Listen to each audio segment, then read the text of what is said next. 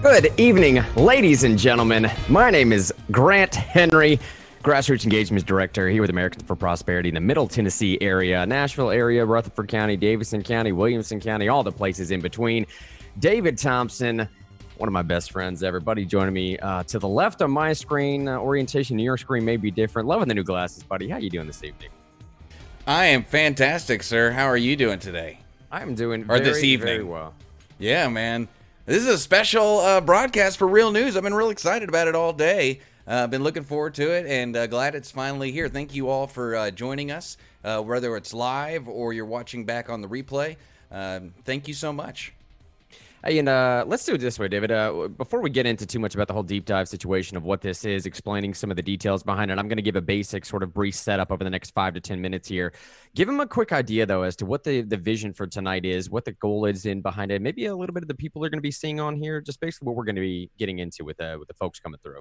Absolutely. So tonight, instead of just hearing from myself and Mr. Henry, which is going to be great, and we'll be here the whole time, so don't worry about that. We're going to have a whole panel of guests to talk about their feelings about these state bailouts that are being discussed in the halls of Congress and Senate, maybe even as we speak right now.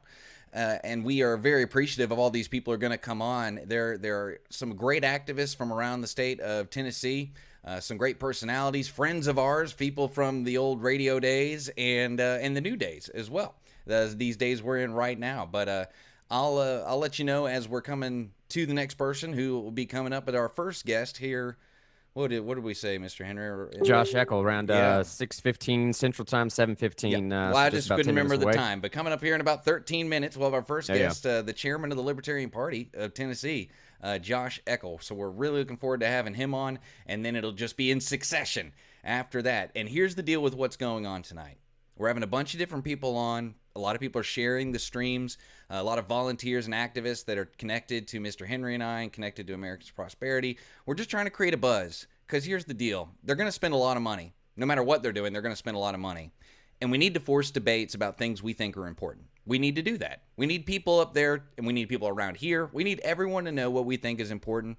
And part of our mission as what Mr. Henry and I do is magnifying your voice. So your voice, so you can get together with other people or just yourself, whatever, and make sure people up there in D.C. or over in Nashville know what you think. And we're presuming that if you're on this stream with us right now that, you agree that we need to stop these reckless bailouts of these states that have been, and I know I'm kind of getting into it, Mr. Turner, sorry about that, but have been mismanaging their finances for decades and are trying to blame the coronavirus on them and get hugely bailed out for the mistakes they've been making for a long time. And Mr. Henry, I'll let you get into the meat of it, but that's kind of how the program's going to feel tonight. We're testing out the format too. So bear with us. Hopefully everything goes good. I think it's going to be great though. I'm really excited. And let me just give a sort of shout out, encouragement, praise, whatever you want to call it, to my buddy David here for the vision behind tonight. The idea is to get an eclectic mix of individuals together, those from, say, libertarian backings, Republican backings, maybe even some with some backings that you haven't heard from on one of our broadcasts before, just to show how wide of a swath we have of individuals that do not like the idea of the federal government bailing out state governments. The massive amount of individuals that seem to coalesce and come across party lines, right? That we can really have some community built about this. And if there is such a thing as a bipartisan effort anymore in today's society, I don't know. Fingers crossed, we may have just stumbled upon it. If you don't know the issue that we're talking about right now, in the next few minutes, let me explain here before we get our first guest, State Chair of the Libertarian Party, Josh Eckel, on here. So there's been an issue going on, obviously. We've had something to the tune of about to be close to $3 trillion worth of bailouts now from the federal government on down. Now, obviously, this has come from COVID-19. And what you're starting to see is that state and local governments, they're asking for Congress for hundreds of billions, if not what will eventually be trillions of dollars in federal funds in response to this. We've already seen the first portion of this handed out. We've seen the $1,200 stimulus checks. We've seen how much this has gone down. We've seen the sense of corporate welfare and cronyism that can get involved. Now, there's no doubt, obviously, that coronavirus and COVID-19 and the resulting restrictions on economic activity, that they've made a major impact on state and local budgets. No doubt with that at all. They're spending more now on healthcare and safety net programs like unemployment, and at the same time, revenues are continuing to fall. And what we're starting to see, the issue for tonight in particular, as revenues are falling, quite obviously, and as these bailouts are continuing, states are having trouble paying for things that they promised they were going to pay for. And a growing chorus of governors across the states here is calling on Congress to, quote, bail out their states. I've actually got a quote right now from a letter that a bunch of governors wrote, quote, saying we must be allowed to use any state stabilization funds for replacement of lost revenues. And these funds should not be tied to only COVID-19 related expenses. It's coming from the Hill. Yeah, I do want to point out, too, if you're sitting there going, well, what about all these frontline healthcare workers? What about our emergency staff in these states? There was money set aside for them specifically in the last bailout. Mm-hmm. And there's all kinds of details like this we'll be throwing out there, too. And Mr. Henry, I forgot to show you a new toy, and I don't know if I can show you because I'm not sharing my screen. But anytime, something else I want to throw out there as we're explaining it, is if we want you all to sign that petition that's in the description. And anytime someone does, I got a little video that'll pop up on the screen. It's people dancing and celebrating or whatever. Or I got this thing that says the news team is back with all the folks from Anchorman jumping up and down. So let us know in the comments if you signed the petition. We're trying to have as much fun with this as we can. It's a dark issue, talking about spending, being on the hook for trillions of dollars for pensions and things like that for irresponsible governments. I mean, why did Tennessee even have a rainy day fund if the idea is whenever you can't pay for something, the federal government does it? I mean, why do people make good decisions? Why don't we just wait for the god of the banks to just print more money for us? And surely it'll maintain its value. But I don't know. It's all we're going to have some fun with it, even though it's an ugly issue. We're going to have some fun. Exactly, man. Exactly. Because if you have to be able to have fun with these particular issues to draw a light on why it needs to be talked about in the first place, why it needs to be brought up. And as David just mentioned there, we have a growing chorus of governors that are asking to be bailed out. And I got to say, honestly, it seems like every single time we hit the midst of a crisis like that, there's those that try to exploit the situation and exploit the hardships for possibly political gain. Unfortunately, I think this time is no different. And these bailouts in particular, my personal assessment of this, and I think a similar assessment to the rest of the people you're going to hear from tonight, is that these bailouts are arguably unfair to Americans, and they're unrelated to the crisis that we face at hand. It's almost always going to help special interests more than the people that it's actually hurting, these bailouts would. In states that have spent lavishly in the past and borrowed excessively and ignored looming pension debt, they should not use this current crisis to shift the cost of those bad policy decisions onto taxpayers in other states, primarily here in Tennessee. So what David just mentioned a second ago, ways you can take action throughout the night as we're going to bring on some of our guests here. Obviously, one way you can do is share this stream. Just share the stream to anybody that you know. Share it to a friend. Share it to your personal pages. If you're a group member of any of those pages, just share it out there. Get the information out. Tonight is solely about getting that information out into the hands of the people, because I'll be a little bit honest here. I obviously have a personal connection to this story. Americans for Prosperity has a personal connection to this story. But it's not something that's really being spoken about by a lot. It's tacitly been mentioned here and there. President Trump had an hour and a half, an hour and 45-minute town hall the other night, and a single question was asked. And it wasn't even asked to President Trump. It was asked to Mnuchin. I mean, arguably, probably the best guy to ask this question to, but you'd like to know that it's on the guy Trump's signing mind, the checks at the Treasury. Yeah, it'd probably be good, probably better to ask him. I mean, who could know better if it's even functionally possible, than him? Well, these other way you can share is obviously share the stream, sign that pledge. Okay, sign that pledge. I can't tell you how effective that pledge is going to be. Let's explain to people real quick, what the pledge is. It's not like you just telling me and Mr. Henry we oppose state bailouts. If you click that link and fill out the info, then it's going to send a letter with your name on it to your federal representatives. How cool is that? Do you want to type out a letter to your federal representatives? No, and you don't have to. You can just click on the link and let your representatives know that you oppose state bailouts. And Mr. Henry, you were going to get into the effectiveness of this, but I promise you'll get an email back. Mm-hmm. And someone, every once in a while when I fill out these things, I get calls from legislative assistants on my personal cell. and they say, hey, we just want to let you know we got your email and we really appreciate it, and we're working. And then they tell us how their office is they either apologize because they're working against it or something like that, or they tell you what they're doing for you. And maybe it's a good way. Maybe you need to have that kind of relationship with your legislators. Maybe they need to know that you are the kind of person who cares what they do. That's a big deal. Because if you start caring, you start sending them emails, they'll look for your emails. They'll respond to them.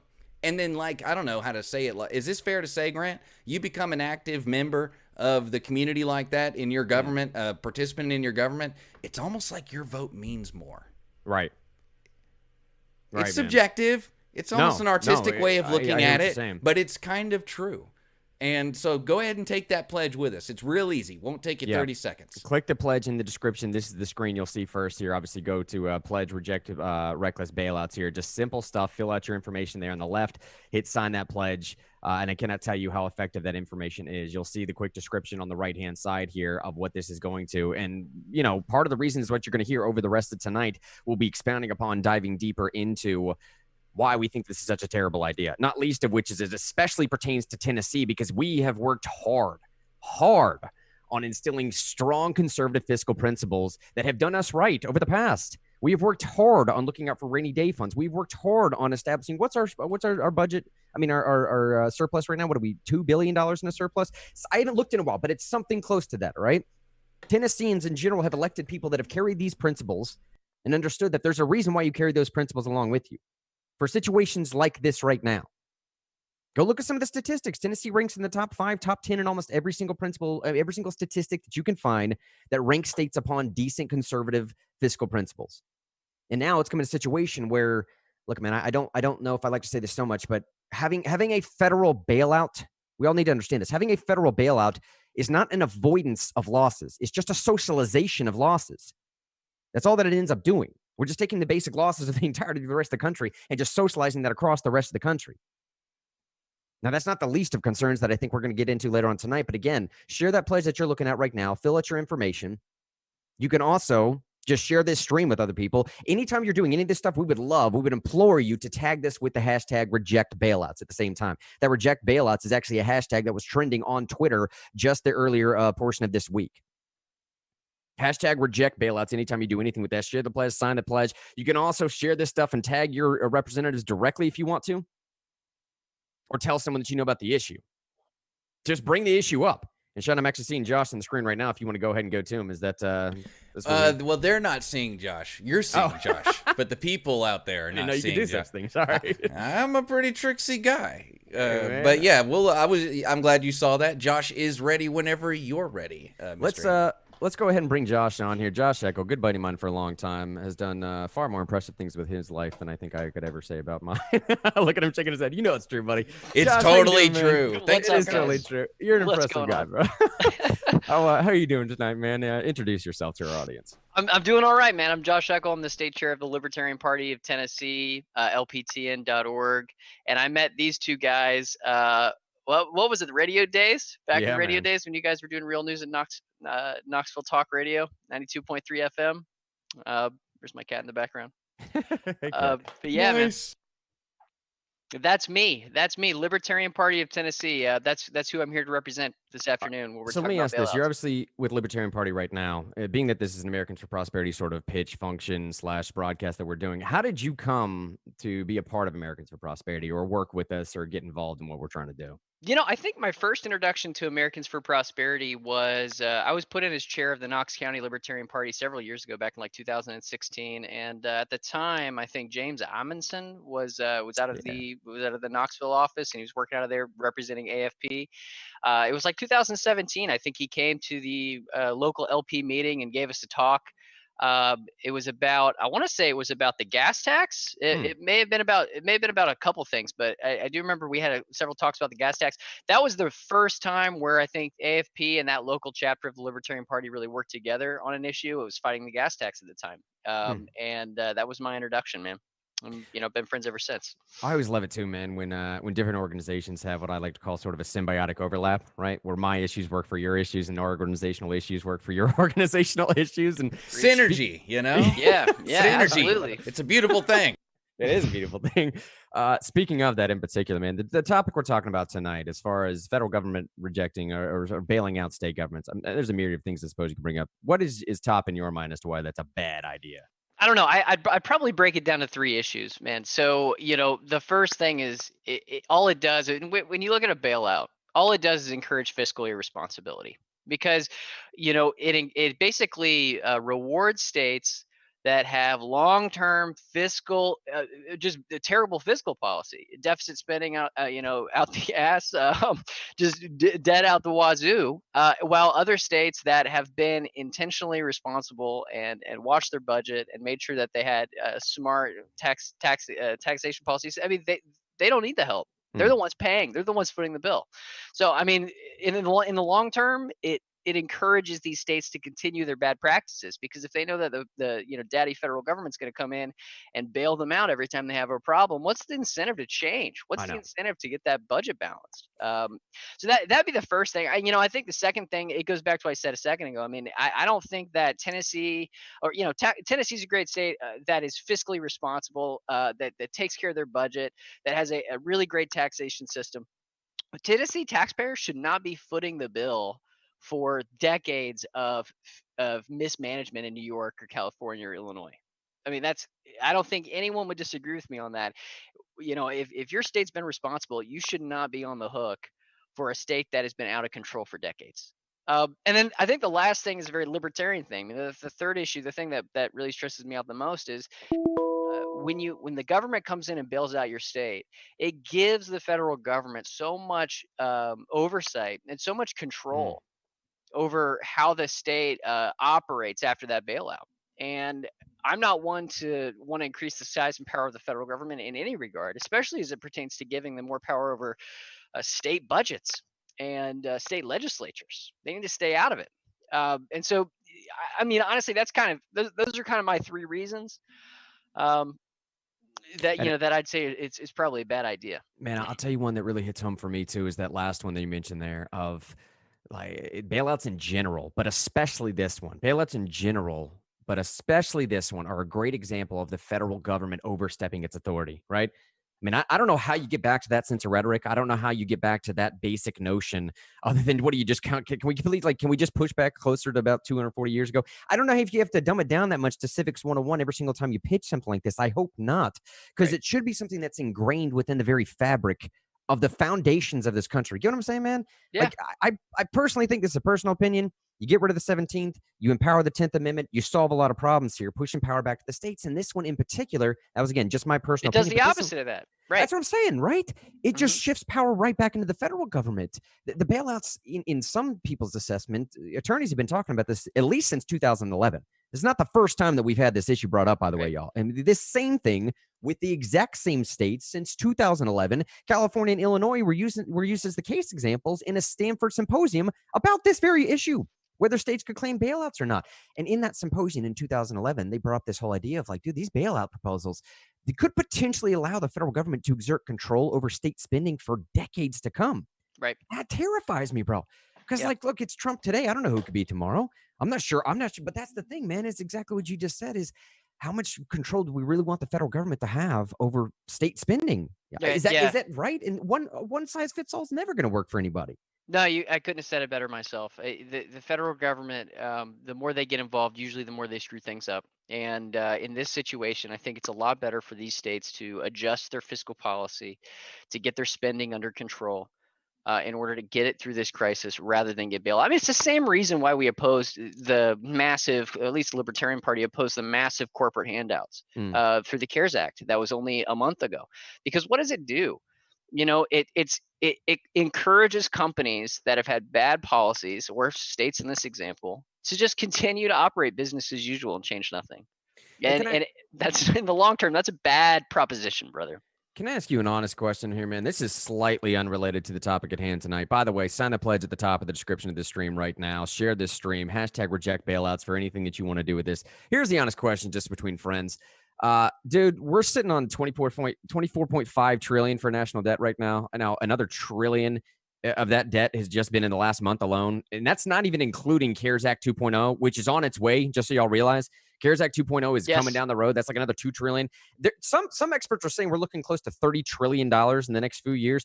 Yeah. Josh, honest, does anybody care about this debt thing anymore? Okay, so I mean, I couldn't. This is my big thing, man. I mean, the reason that I left the GOP and went into a scrappy party like the Libertarian Party and said that I have to dedicate my life and dedicate my time to this cause is because of that. Because when you look at the Republican Party, when you look at the Democratic Party, and you look at the way that they've acted in the last 30 years, there is no advocate for fiscal responsibility. The irony to me is that I think it was I can't remember where it was, a Hill article or maybe it was MSNBC put out an article talking about Trump's comments regarding the state bailouts issue, and Trump was trashing these states, calling them names because they had, quote, tremendous debt and terrible policy. When you look at the federal government under his leadership, in the last quarter, we've spent $3 trillion. The deficit has not decreased a cent since he took office in 2016.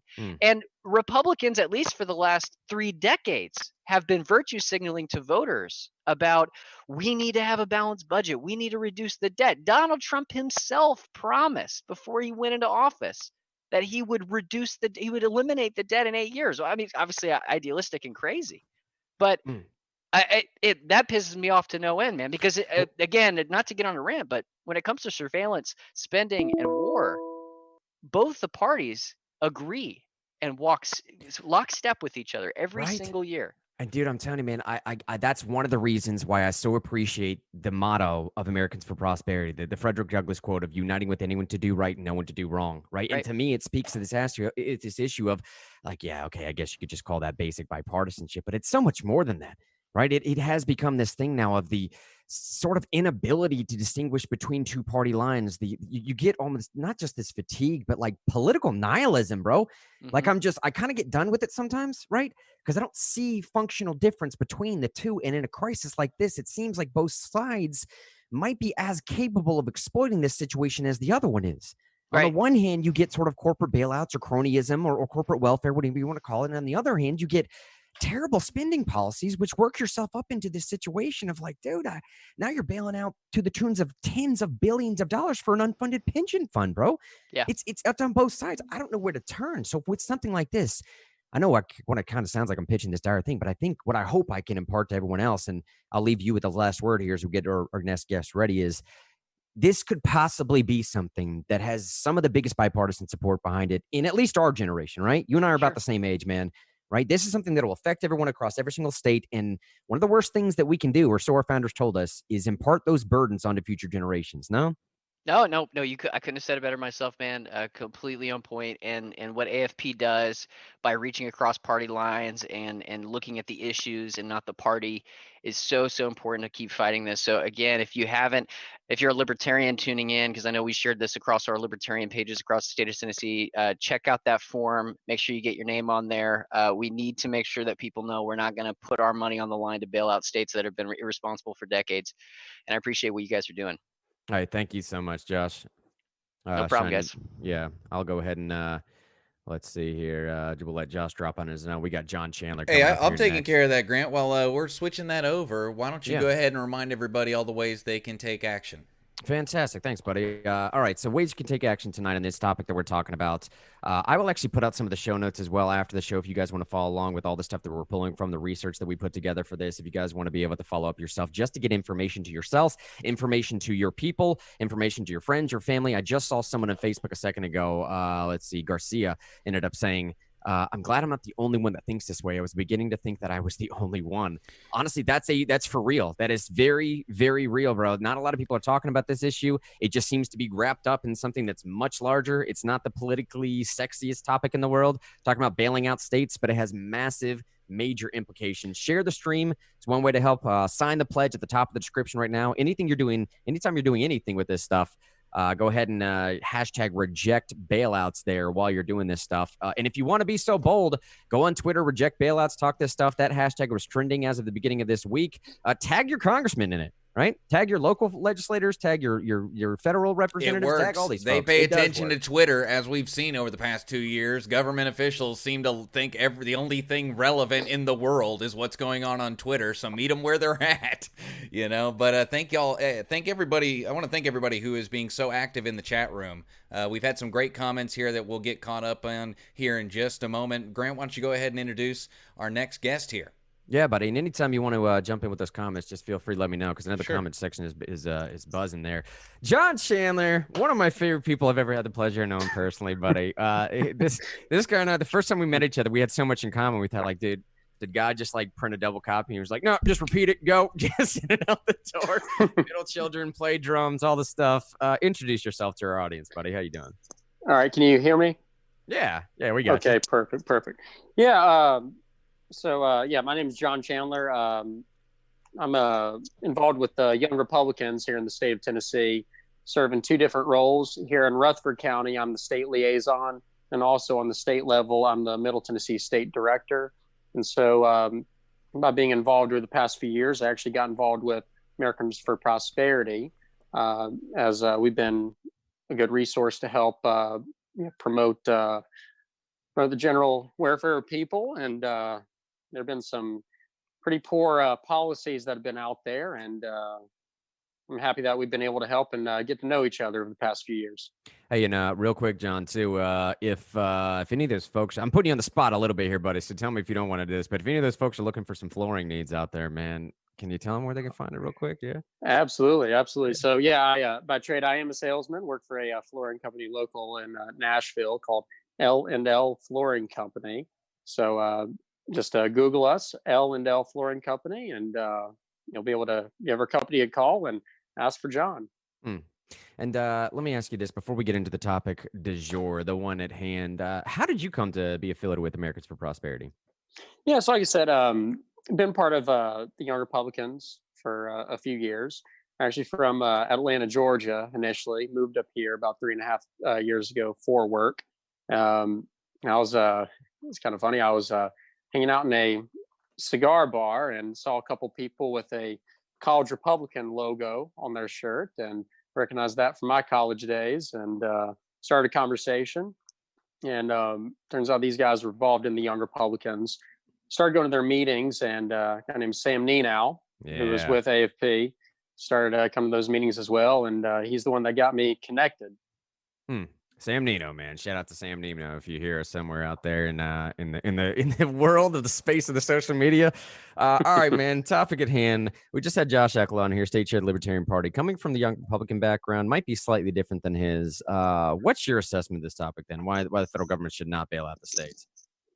Well, honestly, this kind of goes back to what we were, the reason that I got connected with AP in the first place was over the transit bill, here in Nashville. It was a bill that, would have cost so much money, would have benefited so few people, and would have affected everybody in a negative way. Just a poor bill. There's no reason that anybody in East Tennessee should have to suffer for something that Nashville has. Similarly, there's no reason that I should have to suffer for some that California or New York did poorly.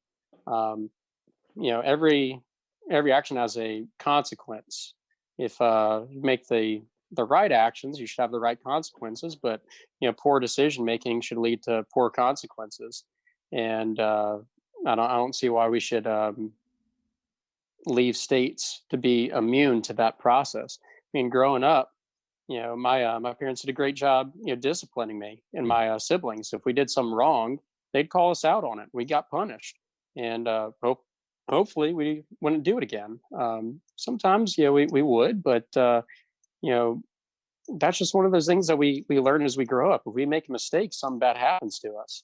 And if there are states that are making poor decisions, then let whatever happens.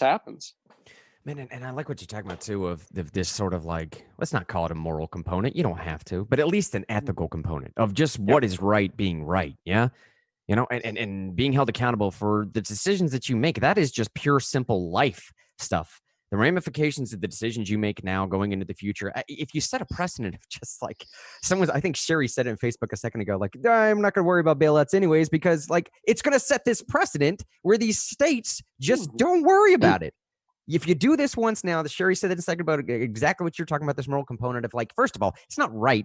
Secondly, it will set a standard for this state and other states to repeat. Lending some data to what John just mentioned a second ago. Think about this as, for instance, okay? In North Carolina, for example, why it's not fair to make one state pay for the other one. In North Carolina, over the last couple of years, they dramatically lowered its personnel and corporate income tax rates and built an empty rainy day fund to $1.17 billion. 1.17 billion North Carolina built this to as the economy thrived over the past decade. Additionally, the economic growth produced while cutting taxes during this same time allowed North Carolina lawmakers to accumulate a balance of $3.9 billion in the unemployment trust fund after they had already paid back $3 billion in debt. So North Carolina setting up, trying to do something right, like John's talking about. Conversely, in the other end of the spectrum here, you have Illinois. Their rainy day fund, apparently the math behind this would only keep the state open for about 15 to 16 minutes. Their rainy day fund is like, nope, sorry, it's completely gone. The state debt totals over $486 billion, $38,000 per resident, equal to 56% of the state's entire GDP. John, let me ask you this, buddy. You obviously have some passion for this. You've obviously studied this some, but are any of your buddies out there talking about this? Is this a hot topic issue for them at all? Well, unfortunately, we haven't been in much communication recently. I'm sure it is. Yeah, as far as from a YR perspective, we've encouraged our chapters to keep action to a minimum, just to kind of be in support of our governor and president. But as far as the conversation of the bailout, it's unfortunately one of those topics that, in my opinion, is not talked about as much as it should be. And again, by the way, if you're just joining us, if you want to take action on anything we're talking about, share this stream. Obviously, sign the pledge at the top of this description. That is the major thing you can do, the main thing you do. Sign the pledge at the top right there, Americans for Prosperity pledge. I can't tell you how effective that actually is. Anytime you're doing any of this stuff, hashtag reject bailouts, if you will.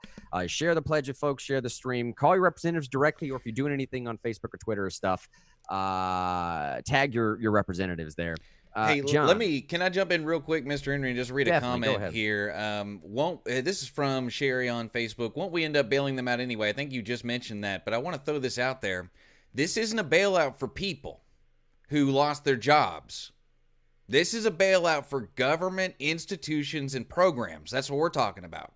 I mean, like I said, those frontline healthcare workers, unemployment insurance, those $1,200 checks, that is totally separate from this. This isn't about regular people. This is about people of influence who instituted bad ideas to the scale of billions and are asking you, the citizens of the state of Tennessee, or wherever you're from in the United States, to pay for it. So yeah, there may be like people who need money, or individual businesses that need money, but you give a state money, you'll have to keep giving it to them. You don't give a state money one time. Just ask anyone who's worked in bureaucracy in the federal government. Once the states get hooked on something, they never let go. But I thought that was something to throw in there. Keep your comments coming, and let me know in the comments section if you've taken the pledge. Sorry, Mr. Henry. No worries at all. Let me ask this then. Actually, speaking of Sherry's comment in Facebook there just a second ago, with about 5 minutes left here, or about 2 minutes left here before our next guest. Sherry said a second ago, if we bail them out and we give them a bonus to all the states that don't need that bailout, we could pay for it by bringing some of our troops home. Now, what she means by that, obviously, is why don't we look into like cutting a bunch of spending? Like, can we just talk about cutting massive amounts of spending right now? How many trillions of dollars have we spent on needless wars around the world? I totally understand that. Micro that down to a state level. How do you feel then, John, about just other states? Like, worry about cutting your spending first, and then we'll talk about bailouts maybe after that. Oh, absolutely. I think that's the biggest thing. And I was going to bring up another point. This is part of the CARES 2 Act, correct?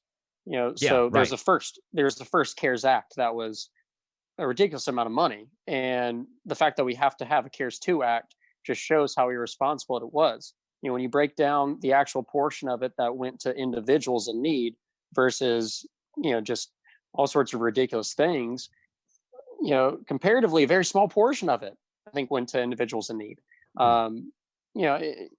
States need to get their stuff together, budget properly. states that have done a good job, they should be rewarded. States that are not doing a good job, then they shouldn't be rewarded. Just simple as that. And the federal government should not be the parent that allows their kids to keep acting up. John, fantastic answer there, buddy. Like I said, if you're in the Middle Tennessee area and you don't look this guy up, that's on you. I mean, I tried to tell him, didn't I, John? Yeah. Is there any way if they live in the Middle Tennessee area and they want to get involved with the YRs, is there any kind of contact info or anything you could throw out there for people? Sure. If it's okay, I can give my cell phone number. That's probably the best way. If you're comfortable, man, it's your life. Yeah. Oh, everybody's probably got it already. There you go. Know too many people. So, just 615-424-5198. Either that or just, go on Facebook, type in Young Republicans, and a myriad of different county Young Republicans will pop up. Just contact them directly. And that's probably the best way. Awesome. Fantastic. John Chandler, I'll talk to you real soon, buddy. I know it. Thank you so much for joining us this evening, buddy. Got it. Thank you. Thank you, man. Hey, as Sean gets our next guest ready here, I'll tell you this much. Okay, so we were just talking a second ago. Sherry was talking about spending. If you want to share the stream, share the stream. Sign the pledge at the top right there. Hashtag reject bailouts anytime you're doing anything here. Make no mistake, though, all right? Make no mistake. When we're talking about spending, state and local governments do not lack revenue. They lack a spending restraint. I'm so glad we touched on that topic, bro. I'm so glad we touched on that thing as we're bringing Sherry into the screen here. We do not lack it. We don't have a revenue gaining problem. We have a spending problem. Over the past 40 years, after fully accounting for increases in population and inflation, state and local direct general spending over the last 40 years, in spite of all that population growth, state and local direct spending has grown 88%. That's the way I like to introduce our next guest here, Sherry Voluntary. I know you're going to love that stat right there. State growing. That's what you love. Yeah. Sherry Voluntary, introduce yourself to our audience. How you doing? Good. Can you hear me? Oh, yeah. We can. Oh. You sound great. Yay. Okay, great. Like you said, I'm Sherry Voluntary, and I am a libertarian voluntarist. And that is a person who believes that all human interactions, even government ones, must be consensual on the part of the individual. So that is who I am. And I work in political activism, shall we say. Now, well, and let's say too, Mr. Inch used to join us on the air all the time when we were on the radio here in Knoxville. Great friend, a great activist, and thank you so much for joining us tonight and adding your special voluntary flavor to this important conversation. Thanks for having me. I love you guys. You're great. So I appreciate you thinking of me and having me on.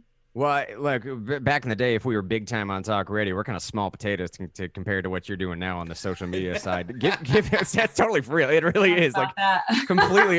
Check the numbers, Sherry. I'm telling you. Tell people where they can find your streams, some of your stuff they can find on YouTube, any of that stuff. Well, I am on Facebook at the Sherry Voluntary Show and at Sherry Voluntary. You can also catch me on a new network, Funny Bro, going into more of a entertainment direction. And I'm on Twitter and Instagram as well. Just type in Sherry Voluntary. I'm the only one. You'll find me. And I'm also speaking at Freedom Fest in Las Vegas, July 13th and the 16th, if it doesn't get canceled. So. All right. So how did you come to know Americans for Prosperity? Well, my producer, who at the time I didn't have a show, so he was just a friend, Daniel Blanchett, who you guys know. I guess he knew about you guys already, and you were hosting a class at your Knoxville location, and he asked me if I wanted to go, and that was my first interaction.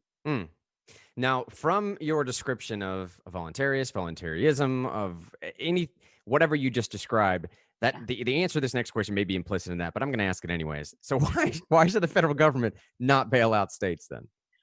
Well, the government is really good at a couple things. One is creating problems. And the other thing it's really good at is solving, in harsh quotes, those problems that they've created. And I think, that we could just skip the middleman and have less government solutions to interfere with our lives. So, and with this whole COVID thing, the government didn't necessarily create the virus. I'm not going to go that far, but they certainly have taken advantage of it, and they have created more problems and compounded the problems that it caused. So, this wasn't, the whole economic problem wasn't a matter of a virus. It was a matter of, we already had decades and decades of irresponsible fiscal policy. So we were living in a bubble, just like the 2007, 2008 one, and the virus was just the catalyst to crash that bubble. And now the government wants to come in and drop a bunch of money on it, more money, mind you, and say they've solved the problems, when really they've created these economic issues over decades. Now, I know one of these topics in particular, of topics being reasons as to why we wouldn't want the federal government bailing out the states. If you did just join us, sign the pledge at the top of the description right there. Share this stream with everyone. Talking tonight clearly about the reasons why the federal government should not bail out the states. One of the reasons why they should not, that I mentioned briefly a second ago, and I wanted to save till I specifically got to you, crony capitalism, corporate welfare, whatever you want to call it. I know it's an issue that's near and dear to your heart. And I think we've already seen over at least just the previous bailout, some of those issues creeping in. Could you speak a little bit as to why you dislike that so much, or how the potential for some of that to happen going forward? Well, because politicians sell favors when they have favors to sell. So if they don't have favors to sell and corporate interests, then who are they supposedly representing? I mean, they're supposed to represent the interests of the people that they govern, but they don't. They often represent the interest of the corporations that are funding and backing. I mean, and I'm sure many of your listeners have seen the documentaries and things of how politicians will give sweet deals to, say, big agriculture or, big pharma or whatever, and then after their term in office, they suddenly have a cushy consultant job worth millions and millions of dollars in those companies. So I don't know about McMaster just got a job on the board at Zoom. Yeah. General McMaster just got on the Zoom, that I actually heard that today. So that's just an example of someone that people have recently heard in the news over the past couple of years. The guy who was the head of the Defense Department is now on the board at Zoom, which we're using right now.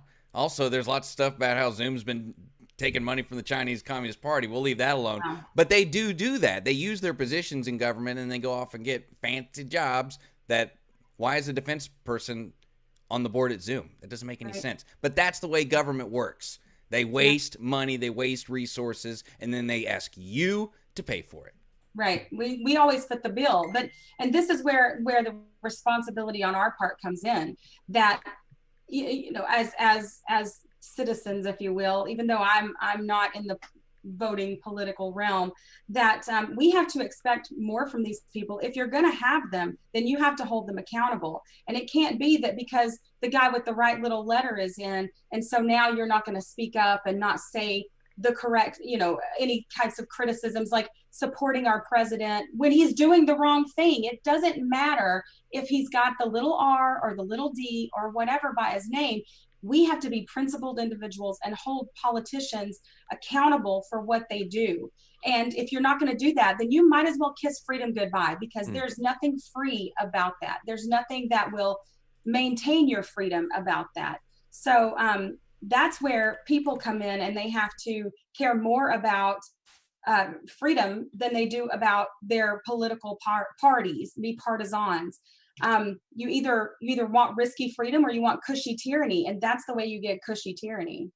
By the way, let's see. Michael said in Facebook a second ago, it's because our military power and the fact that the world uses the dollar as the international currency. Talking about spending problems a second ago. Daniel said in Facebook a second ago, they give the taxpayers. This is a little bit of what I'm talking about. All right, what Daniel just said a second ago, aspect of who's getting what. That there's probably better ways to handle the situation and get the money. If we're going to spend money, there's probably much better ways to get the help to needy people than what we're about to do or what we've done in the past. Daniel just said they gave the taxpayers $120 billion and billed the taxpayers $2 trillion. Now, whether that math is correct or not, I don't know. Go source check it if you want to. The notion still stands, though. The sentiment is still behind it of like they spent a bunch of money and not a lot of it really went to the taxpayers in particular there. Sure. Let me ask you, in the circles that you interact in, are they talking about this issue much? And I asked that specifically in comparison to John a second ago, because y'all are always talking about kinds of issues like this. I just don't know if it's as specific about federal government bailing out state governments, you know? Yes, people talk about it, but we're pretty used to that. You know, we pay attention, and I don't have an allegiance to a political party, so I don't, you know, not speak up when it's Trump or when it's Obama or when it's whoever, because I believe that I represent myself and that I, as an individual, hold rights, and that no government or anyone else should be able to supersede those rights that I haven't given consent to. And I happen to live in a place where this system is an affliction upon me, you can say. And so knowing that, then I have to speak up against these people, because otherwise I would just opt out. And if you want that government, you can have it, but I'm affected by it. So, you know, I have to speak up and say that it's not right, even when Republicans do it. Like that's it. If you are silent when your guys are in power, then you are the problem. You're not just part of it, you are the problem, because they can only do these things because you allow it. And they're Team Purple, right? They all agree on one thing, and that is forcing you to do the things that you don't want to do. And one of those is pay for their irresponsibility with the money that they take from you. Sherry voluntarily, one of the most ideologically consistent individuals I've ever met in my entire life, which is a virtue that I hold almost above all else. I've told you that multiple times, and I still think it's true. Thank you so much for joining us this evening. Thanks so much for having me. You guys are wonderful, and keep up the great work. Hey, you keep up the great work, you awesome person. As David's getting our next guest here ready, Daniel Herrera, I believe. One more time, share this stream, sign the pledge. Sign the pledge. Sign the pledge. At the top of the description there. Anytime you're doing anything, hashtag reject bailouts. It was trending earlier this week. We can get it trending again if you want to. Just tell your friends about it. That's one of the reasons why I keep asking that question to folks, is how many people are actually talking about this. Actually, Michael on Facebook made me fully aware of this, just straight up saying, like, he thought he was the only one. He thought he was the only one that was talking about this. I guarantee you, you're not the only one. I'm going to say this real loud and clear. What's that guy's name? Michael? Yeah. Michael, I just want to let you know, I'm going to look at the camera. Hold on, let me wait till it's back on me. You are not alone. I'm serious. Yeah. I mean, when it comes right down to it, like, you need to know that not only are you not alone on this particular issue, but there's an organization with thousands of volunteers where this is their main priority right now. I want you to know that you're not only not alone, if you want to, like, sign up for this pledge and be a part of this movement, you are backed up. You are reinforced. You are ready to go. You are the complete opposite of alone. I don't know. I just wanted to make that point, Mr. Henry. He's not just not alone. You have an army behind you. And man. You know what I'm saying? That got me in the guts. You got me. That's like football coach stuff. Well, right it's there, real. I mean, that was good, dude. I like that. Hey, Mr. Henry. So how many days have we prepared just for this thing? How much time? Like 3 or 4 days we prepared for this thing. You got me and Mr. Henry. You got the people who work around us, our friends, the volunteers, the other employees. I mean, we're all trying to make a better world for our future, a world of mutual benefit, a place where people are not, like, I don't know, being authoritarian and telling you what to do all the time. Like maybe you're trying to figure out how to live your life. And maybe you're trying to figure out how to produce the most value that you can produce in your life. And you don't want all those barriers from government holding you down. We're here for you, man. And we're, I just wanted to let him know you're definitely not alone. That's a show clip right there, man. I expect to see that posted first thing, dude. I loved all that. Daniel Herrera, buddy. How you doing out there, man? What's going on out there? Again, a guy that needs no introduction to this audience, but do it anyways. Let people know who you are, what you're about. Sure. I'm Daniel Herrera. I am an attorney here in Knox County, and it's been an amazing time with AFP. I mean, I've been doing this stuff since I lived in Charlotte, North Carolina. You know, I was introduced, and I know she's watching. Di Bingle, you know, she was the Charlotte coordinator, you know, over there, and you know, she got me so, like, involved in this. There were so many books that, like, I read, and it was awesome. So when I came to Knoxville, I mean, naturally, right, you find there's an AFP office here. I'm like, I'm in. It's, you know, it's like it really is like a whole family, like, in the political sector. It's awesome. It's great. Wait, let me just hold on. Let me just pause real quick. Did you just say the person who, like, got you into AFP is watching the stream right now? Is that what you just said? Oh, Whoa, yeah. cool. Well, hi there, person who recruited Daniel Herrera. That's super cool. I mean, he is an amazing political activist. So, like, good for you, whoever did that. And thank you for watching. And Daniel, like, you kind of undersold yourself here, man. You're kind of like an integral part of the Republican Party here in Knox County. You're on the dang it, the Charter Review Committee is correct. Charter Review Committee.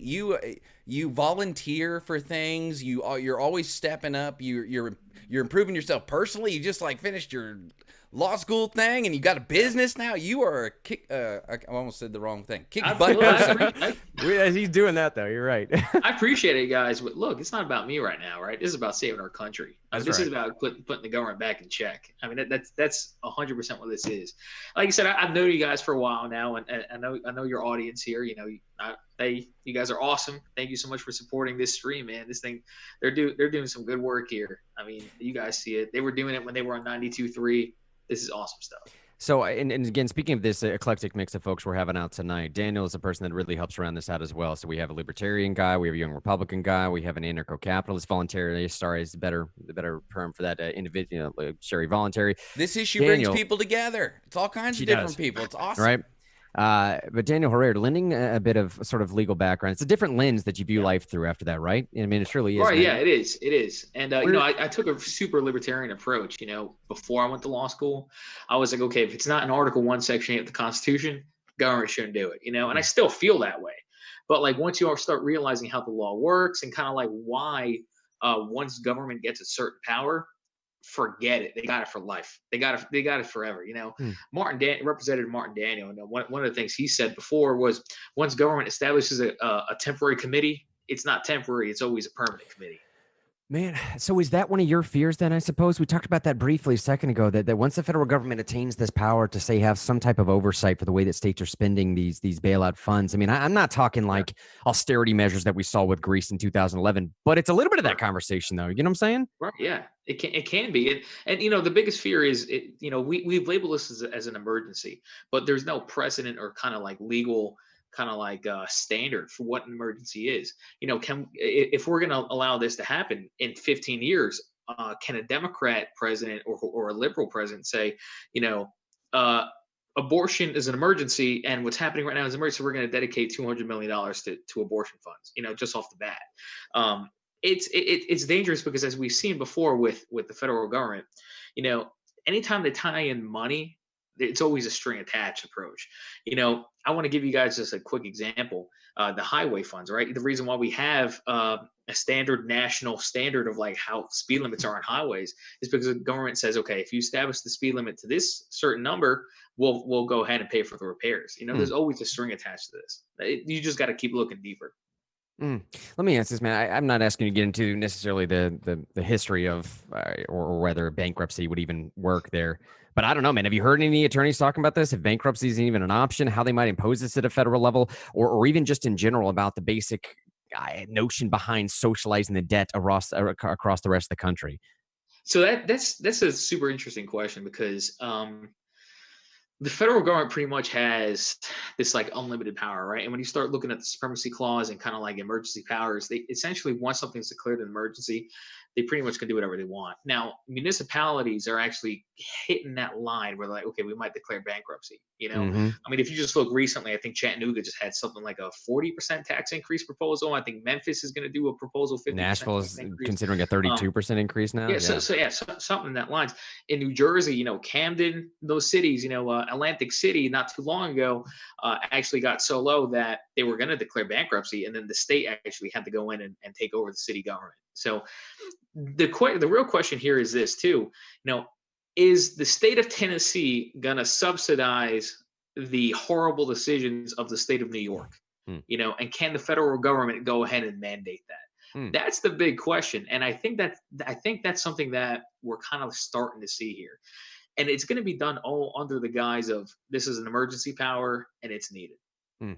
Let me ask you something straight up that's actually been bugging me a little bit too, because I frankly speaking, I would love to see all 50 states adopt something similar to or exactly like, say, a balanced budget amendment. I don't know if we have it in Tennessee, or I would love to see that across the board. I just don't want the federal government forcing it. I don't want the federal government doing it. I don't want it to be because of a crisis situation, because I just don't think it'll stick. I don't think it'll be right. It's honestly personal opinion here, separating for anybody else that's on the screen right now. Personal opinion. I fight a lot for criminal justice reform, but I don't want this crisis to be the reason that a lot of those reforms are taken on. I want it to be done the right way. Do you hear where I'm coming from, bro? Like I would love to see those states take on more fiscal, more responsible spending, but at the same time, I just don't want it to be a thing that's forced by way of the federal government because they took some bailout money. Am I wrong there? You get what I'm saying? No, I think you're right. I mean, if we're truly going to take that federalism approach, if we're truly going to say, the states and the government are separate sovereigns, right? The federal government has their own budget, states have their own budget. Okay, I truly feel that your state should have your state should have complete control over what they spend. Even though we have that supremacy clause issue where if the federal government does pass a federal law, what that basically says is that it trumps state law. Now, does that matter? And does that count if it's a budget? Technically, because budgets are resolutions or sometimes they're bills, so it's technically a law. But if we're truly going to believe in that separate sovereign policy, that separate sovereign principle, that the states and the federal government are separate government entities that are both responsible to the citizens of that state, but are technically separate, we should not allow the federal government to dictate what states are able to do. Hey, you want to join me in some slightly rocky territory for this last question here? Let's dive headlong into it, right? Be brave, gentlemen. Get ready for it. It's not that rocky. I'm just one final thing that's really been irking me a little bit is I look, we want to help our teachers and firefighters and other state workers that we all rely upon, obviously, clearly, but bro, some of these states, some of the way that these politicians have been handling this, I'll say this: states should help those individuals by making them a priority for the funds that they're spending and that they've already received. Right. They should not be exploiting this crisis to use them as bargaining chips in this massive federal bailout situation. And I'm not naming names here, but you know what I'm talking about, man, right? I've seen politicians come on camera and exploit the crisis to say, like, anyways, go ahead. Yeah, it's all a political show. Look, your fire department, your police department, your municipality, your county, right? They're all paid really through property taxes. And your local police department, whether it's the Knoxville Police Department, Knox County Sheriff's Office, or whichever office, is in your county, those are state officials. They're not federal government. And if you really think about it, there is kind of an argument there as well, because there is one thing that the federal government cannot do to the states, and it's a constitutional principle that's called commandeering, and that's completely outlawed. So if you're going to go ahead and say, okay, if the federal government's going to say, okay, the state employees deserve this much, and we as this federal government's going to give them that, there's that argument that, okay, you're not only commandeering our people, but you're now commandeering our budget. Because what's going to happen is maybe they get used to that. Maybe that's a year program. And now people have adopted that kind of like income into like their lifestyle. And now the state is going to have to try to maybe compensate for that now. Let's separate it. Let the federal government do whatever's in Article 1, Section 8 of the United States Constitution. Let the states do everything else under the 10th Amendment, and let it be. It's not the federal government's position. It's not even their authority to go ahead and try to use public service members, whether it's EMT, fire departments, or police officers, as bargaining chips in a political world. Now that Daniel has impressed you with both his political and legal acumen, on the way out, man, as David's getting our next guest ready, tell them real quick where they can find your new firm. I guess your practice, how to find it, Facebook, all that stuff, what you practice, how you can help them out. Yeah, I mean, you guys could always reach out to me on Facebook. I constantly post on there. Our law firm is the Law Office of Daniel A. Herrera. Our website's www.attorneyherrera.com. You could just give it a Google, or you could just add me on Facebook. I'll shoot you a link, and I would appreciate any business. And thank you guys so much for putting me on. I appreciate it. Thank you, man. You're doing us the favor right now. Daniel, we'll see you soon, buddy. Take care, guys. As David's setting up our next guest here, Sherry just said on Facebook a second ago, balanced budget requirements seem more likely to produce accounting ingenuity. She said balanced budget requirements seem more likely to produce accounting ingenuity than genuinely balanced budgets. Oh, that's Thomas Sowell. Okay, that makes way more sense. Sorry. Yeah, that's fantastic. That is awesome. That's true. Well, that's exactly what's going to happen. In general, Jordan Peterson says it this way, like there's a lot of freedom in restraint. And there's a lot of chaos in saying all is permitted, right? There's a lot of freedom in restraint because though just the way the human mind works is you have to put limits on things because you're actually limited. And that doesn't matter if you scale it up to a multi-human institution. Like, there's freedom in saying this is how much we have, because the freedom is like you have the freedom to figure out how to make that work. And there is no way that you can make stuff work that won't work, right? So the freedom is you get to find the right solution. That's the freedom. I don't know. So that's a way of saying it. There's freedom in restraint. Absolutely. And that, I don't know. That's what the kind of that ingenuity. If you put a limit on something, there's going to be ingenuity because you're going to have to figure it out. And that's part of like my issue all the time. Why I get angry is like, we voted on you. You said you could do it. So do it. And then when people say, well, what would you do? It's like, well, I wasn't the one who ran. So I don't know. That gets on my nerves because some people in government, they talk about how hard problems are. And it's like, yeah, but you signed up for it. So I know, man. Get to it. Well, and it just seems like too. I hear what Thomas Sowell is saying, and Sherry's saying that she wished she said that. Sherry, I'm going to attribute to you anyways. I don't care. It's your quote now. Thomas got more than enough quotes that will attribute to him. This one's going to Sherry, but I mean, like, I guess I get what you're saying. Is like it's really if you force a ceiling, it's really just going to force legislators to figure out how to get their pet projects under that ceiling. That's all they're going to do. They might still have similar spending problems or something, and I understand that. I do, but terrible spending problems of the past is what we're dealing with right now. As we bring our next guest, Zach, on here, let me give you some stats to back this thing up, okay? So, again, take example, just one of the examples that we're talking about currently, Illinois. It's one of the states that's being asked to be bailed out.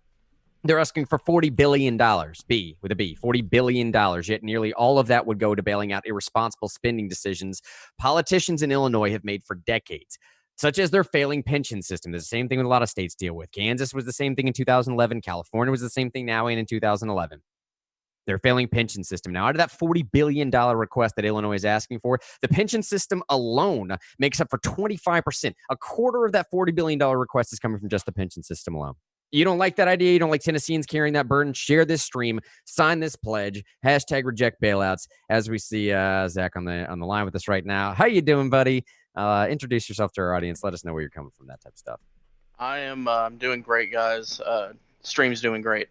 I'm Zachary Houck. I'm the current chair of the Knox County Libertarian Party. I'm also a former candidate for State House District 13 in the 2018 election cycle. It's my district. Yeah. You're right in my neighborhood. Yeah. So if you're interested in joining your local LP, you can find us at lptn.org, or if you're in the East Tennessee area, you can find us at etnlp.org. I have no podcasts or websites. I'm just a proud advocate for freedom and personal responsibility. And a killer volunteer. I mean, you're a killer volunteer for AFP, and then you're obviously a killer volunteer for Libertarian Party, stepping up and being a county chair. I kind of throw out there for anybody, and maybe you can speak on this while we have you on the stream, because you're our last person. We don't have any time constraints now.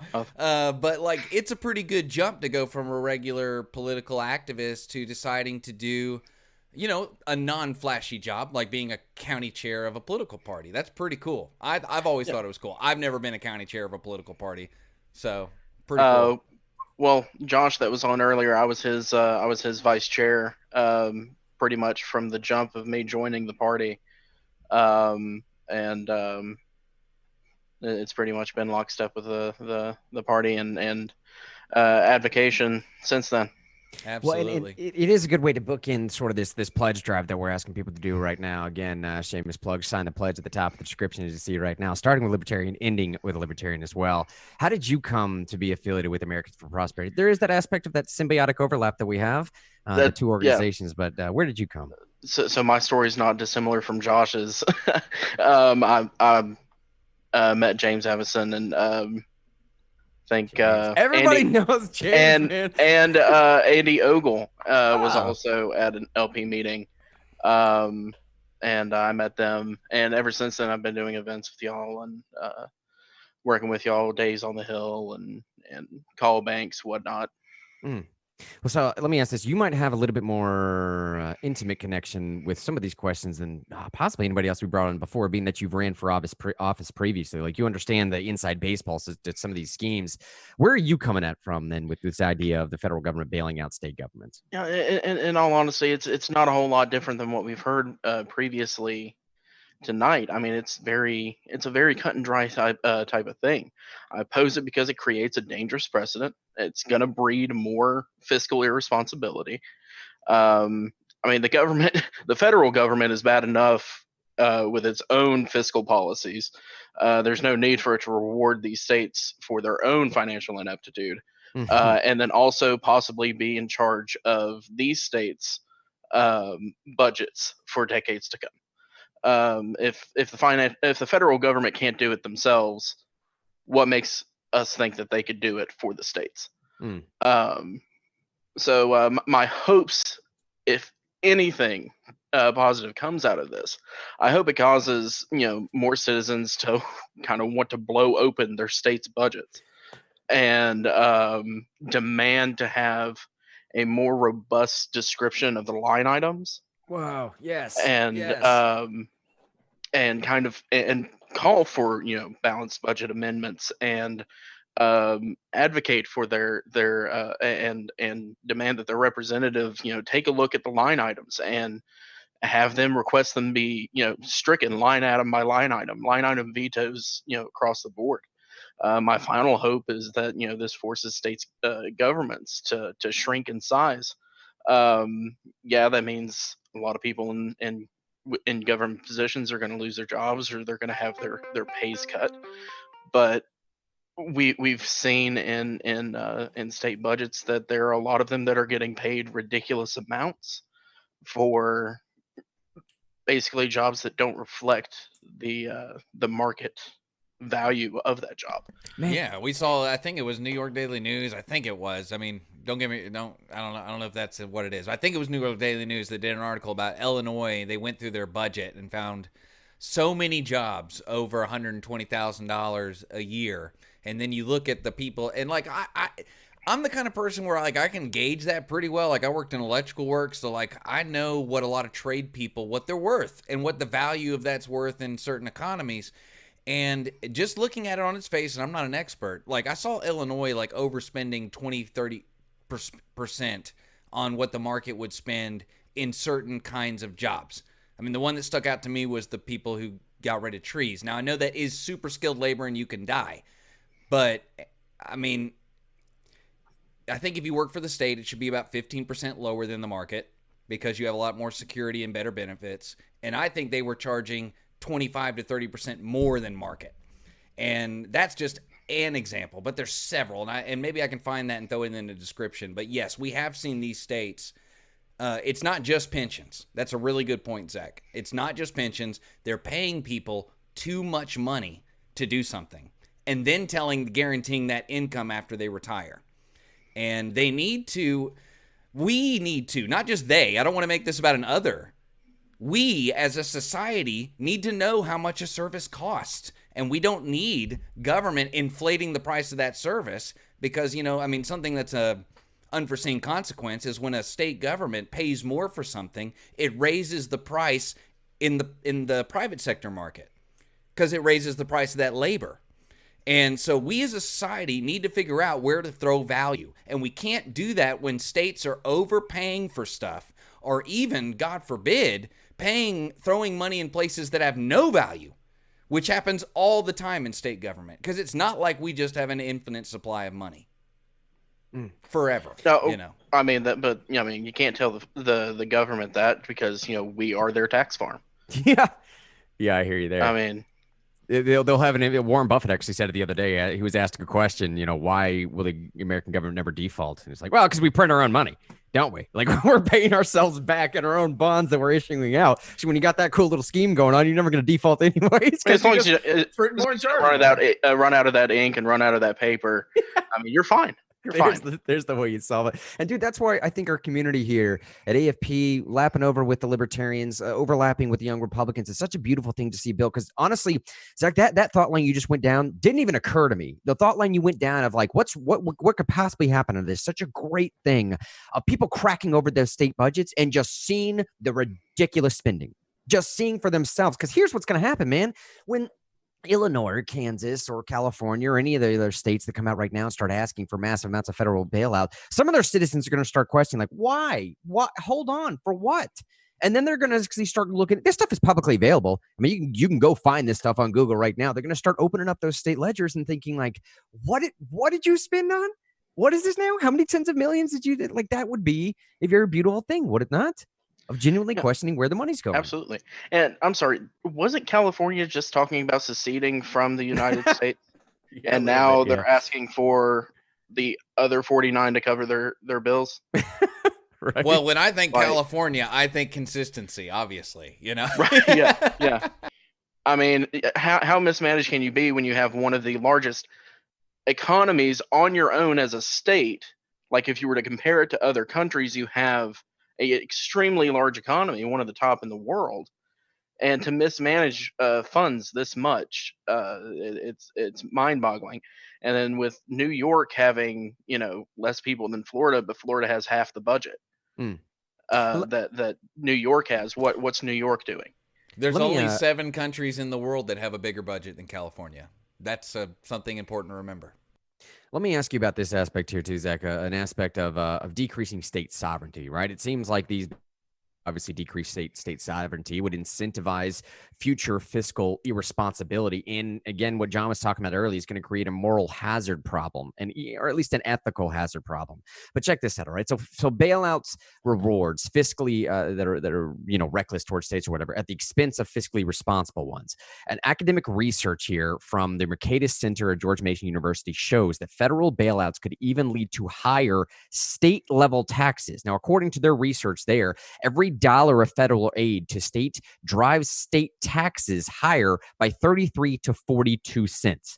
So respond a little bit if you can, not just like the aspect of like you take that money, you're going to be charging your people more, like you just said, it's going to inevitably drive up state taxes. But how does that end up destroying the state sovereignty? And why does state sovereignty even matter right now? Well, because right now, ever since the Civil War, we've started seeing state powers erode more and more and more. And the federal government just get bigger and bigger. Well, I mean, if the federal, and it's kind of like with colleges, you see tuition go up and up more and more. They receive federal dollars. It just encourages inflation at that point.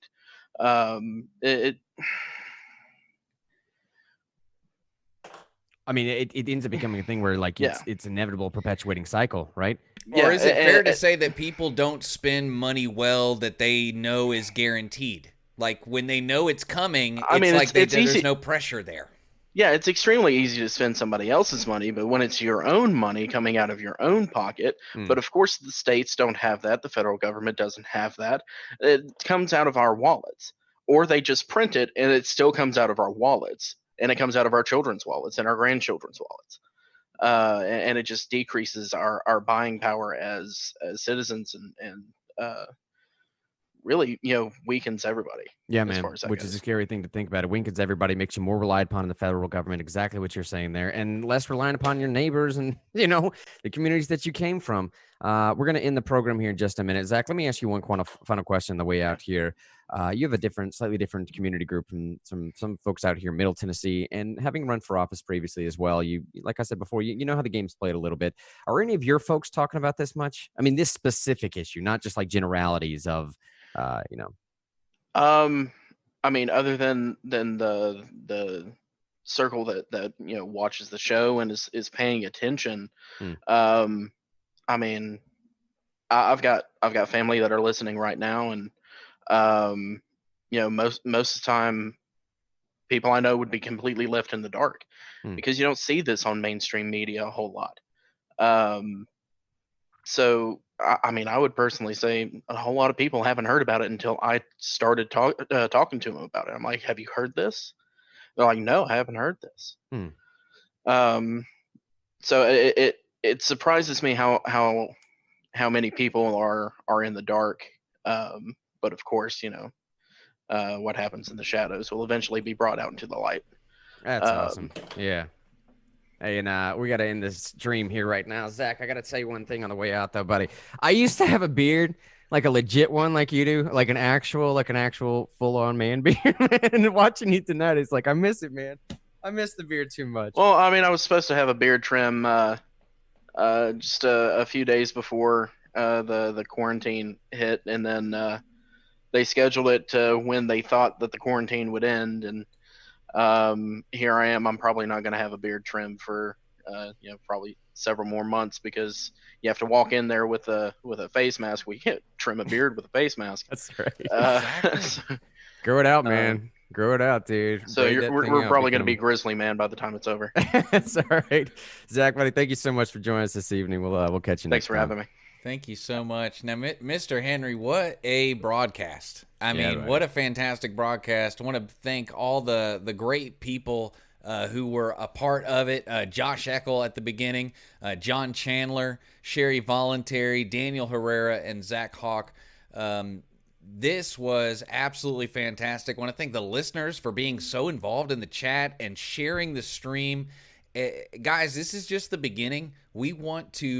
The whole purpose of this for us was to try to get a buzz going, even if it's just in our bubble, in our 2 or 3 degrees of separation from ourselves, the people around us, right? We want the people around us to know an issue that we think is important, that will affect them. It's not like it won't affect them. So, like, if you're watching this, if you watch this live, if you're watching it later, I don't care if you're watching it 6 months from now and this issue's already irrelevant. It matters what you believe, because this is a country where what you believe about how the country should be run, unlike any other time in history, is relevant.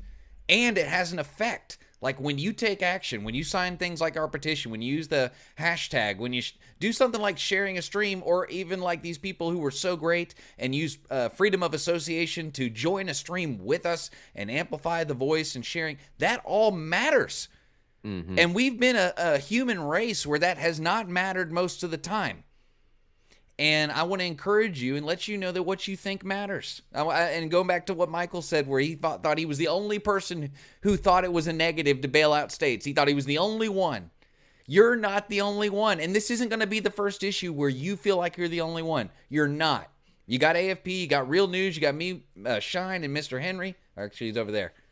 Mr. Henry over here, and we're here for you, and we can help you. It's not just always signing petitions. If you want to go hardcore, send us a message. Yeah. We're setting up things all the time that are a lot more intense than, watching a video stream or even hosting a video stream. And we'd love for you to be a part of that and even just be our friends. We're always looking for new friends. We're calling these legislators directly. We're walking around knocking on doors, getting the word out. We're going to the Grant legislature. Talks to them all the time. Every day we're going to the legislature, bringing our folks with us. If you want a trip to the legislature, by all means, tell us your representative. We will bring you up there, set it up with them, talk to them directly. We will get it all set up. So shine this stream. That's what it is. Just shine this stream. That's all you got to do. It's just shine the stream. Share the stream, sign the pledge, hashtag reject bailouts, tag your legislators. On the way out, let me leave you with the final paragraph of an awesome article on this from The Hill entitled "States Should Say No Thanks to Federal Bailout Rather Than Requesting a Bailout from Congress." Adopting spending reforms like priority-based budgeting, which eliminates redundancy and increases accountability to taxpayers, is key. This level of fiscal discipline is not easy to achieve, but it's exactly what taxpayers deserve. As American families and businesses make their own financial sacrifices to survive in COVID-19 economy, state policymakers must reprioritize spending and avoid temptation of falling into a cycle of federal dependency. Love that, man. Love the quote. Sean will get the music ready right now. Sign the pledge at the top. Call your representatives directly. Share this hashtag reject bailouts, all that goodness. And I guess a portion of them will see them tomorrow morning. Yeah, Sean? That's exactly right, man. And people are already seeing on their screens here the thank you for joining us. Thank you so much for joining us. It was a great time. We'll be live tomorrow morning, 10 a.m. Real News is live every Monday through Friday from 10 a.m. to 11, or sometimes a little bit over. And great job to Mr. Henry hosting this thing for us. See you tomorrow, everybody.